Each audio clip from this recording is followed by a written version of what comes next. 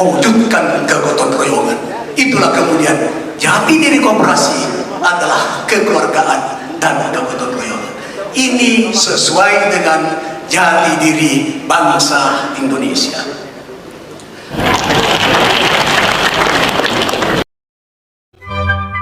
Embrio koperasi di Indonesia sudah ada sejak tahun 1895 ketika Arya Wiraatmaja mendirikan Bank Pertolongan Rakyat di Purwokerto. Di masa kemerdekaan, Wakil Presiden Bung Hatta memberikan perhatian besar terhadap koperasi sebagai wadah ekonomi untuk meningkatkan kesejahteraan rakyat. Bung Hatta menetapkan upaya pengembangan koperasi sebagai amanah konstitusi mengacu pada pasal 33 Undang-Undang Dasar 1945. Seperti terjadi di berbagai belahan dunia, koperasi di Indonesia juga tumbuh sebagai sebuah gerakan. Pada tanggal 11 sampai 14 Juli 1947, kalangan gerakan koperasi menggelar Kongres Koperasi pertama di Tasikmalaya, Jawa Barat. Meskipun wilayah Indonesia masih dalam keadaan genting akibat agresi Belanda kedua, namun Kongres Koperasi berhasil menghadirkan 500 utusan gerakan koperasi dari Jawa, Madura, Kalimantan, Sumatera, dan Sulawesi. Kongres Koperasi pertama merupakan salah satu momen paling penting dalam sejarah gerakan koperasi Indonesia dan menghasilkan sejumlah keputusan strategis. Salah satunya adalah pembentukan Sentra Organisasi Koperasi Rakyat Indonesia, disingkat SOKRI, yang kemudian menjelma menjadi Dewan Koperasi Indonesia atau Dekopin. Dekopin adalah wadah tunggal gerakan koperasi Indonesia yang menjalankan fungsi edukasi, fasilitasi, dan advokasi. Dekopin juga berposisi sebagai mitra pemerintah dalam pengembangan koperasi di tanah air. Pemerintah tentu terus mendorong bahwa gerakan koperasi ini sangat penting, apalagi Dekopin ini dasarnya undang-undang.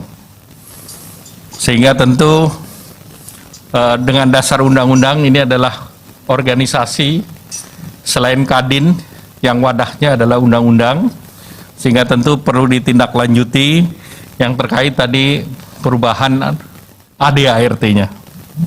Sehingga tentu ke depan kami berharap bahwa koperasi itu tetap satu. Koperasi satu itu penting karena itu akan mewakili kepentingan koperasi kepada stakeholder dan juga bagaimana pemerintah menangani gerakan koperasi melalui Dekopin. Saya ucapkan selamat atas dibentuknya pengurus, walaupun karena COVID tertunda 1,5 tahun, dan saya hadir Pak Jimli saat Munas kemarin. Jadi saya menyaksikan prosesnya, saya menyaksikan peserta yang hadir. Kalau di pengadilannya Bapak MK dulu ditanya saksi faktanya. Nah, saya bisa menjadi saksi fakta di sana, sehingga ini Pak Ketua MK bisa mengatakan kepengurusan ini sah, dan tadi saya sudah tanda tangani, Pak.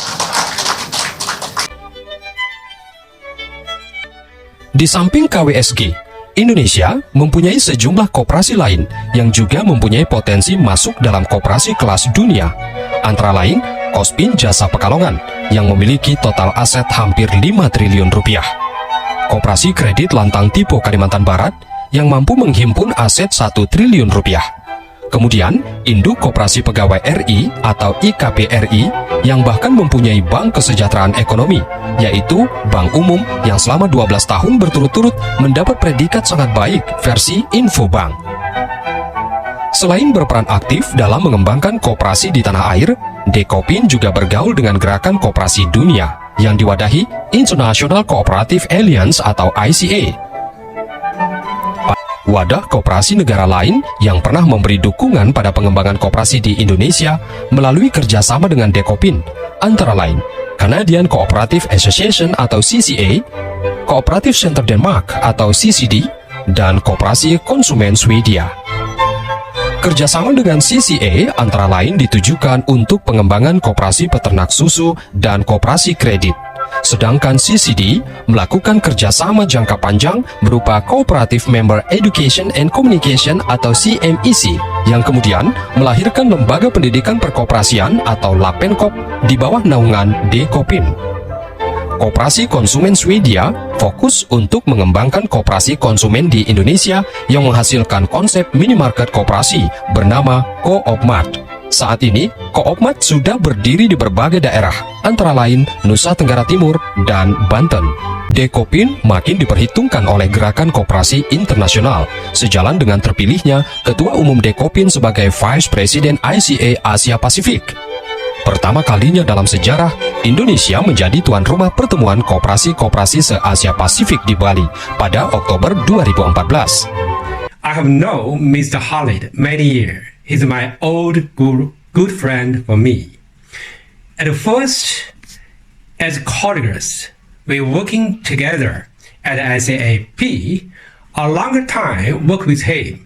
The more impressed I am by his devotion, cooperative career. Under his leadership, Dekopin has made great, remarkable achievement in cooperative movement in Indonesia, and also project an active, supportive, and cooperative image in the region and even around the global. Untuk mendorong profesionalisme pengelolaan koperasi, Dekopin telah membentuk lembaga sertifikasi profesi bekerja sama dengan PPM Manajemen Jakarta. Dekopin juga aktif menggalang kekuatan koperasi negara-negara ASEAN dengan memimpin ASEAN Cooperative Organization atau ACO.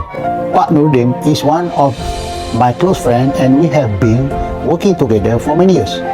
I witnessed his leadership and professionalism when we mutually act side by side as the board member of International Cooperative Alliance for Asia Pacific region.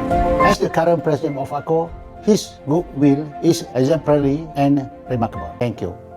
Gerakan Koperasi Indonesia juga telah dipercaya menjadi tuan rumah penyelenggara Kongres Koperasi Perikanan Dunia yang dihadiri oleh Presiden ICA. Nurdin Khalid.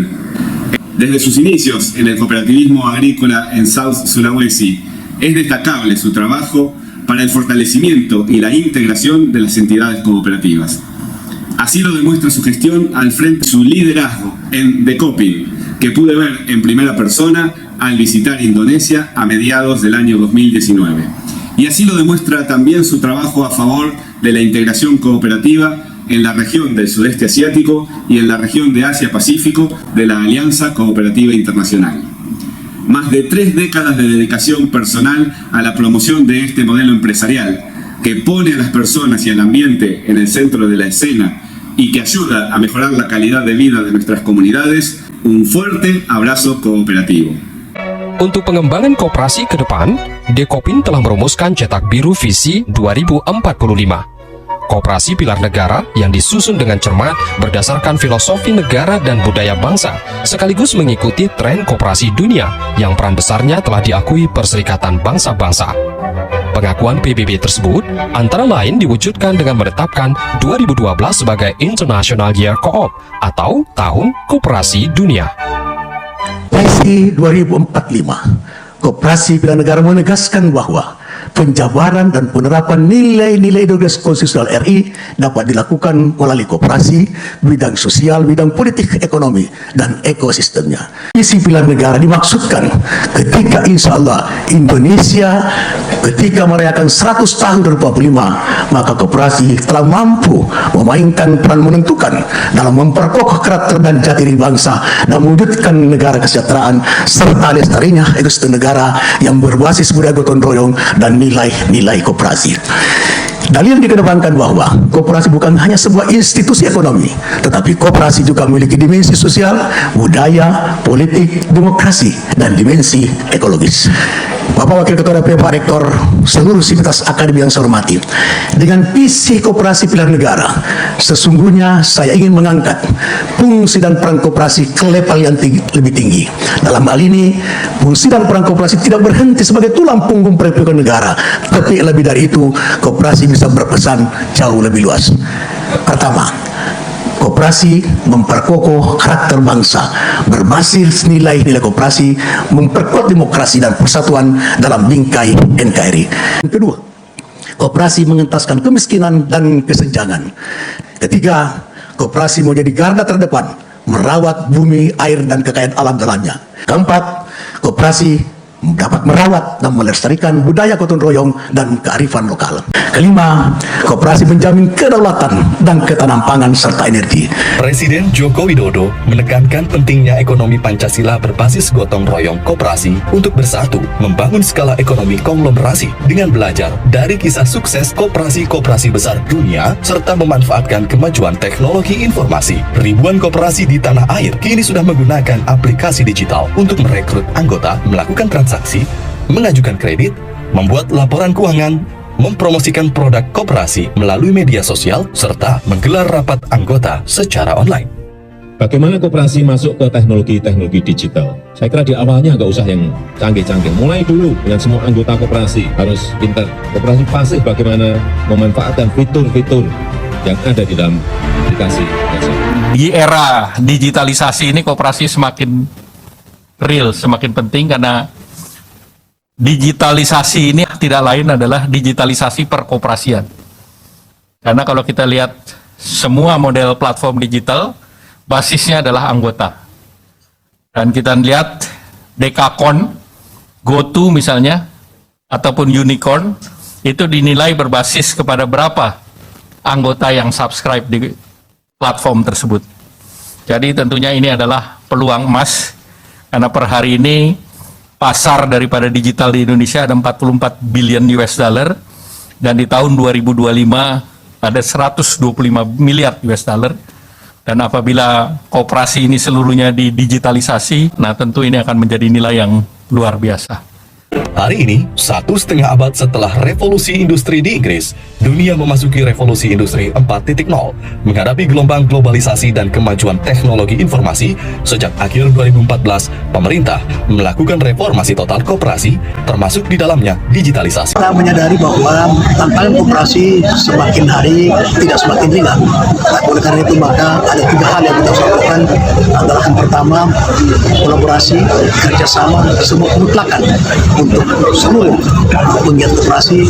Yang kedua adalah transformasi bisnis dan terobosan daripada orientasi organisasi koperasi terus kita harus lakukan, sehingga dengan demikian maka antisipasi terhadap era globalisasi koperasi bisa bermain dengan sangat baik mengantisipasi seluruh tantangan yang dihadapi. Yang ketiga adalah suka tidak suka koperasi sudah harus masuk dalam program digitalisasi.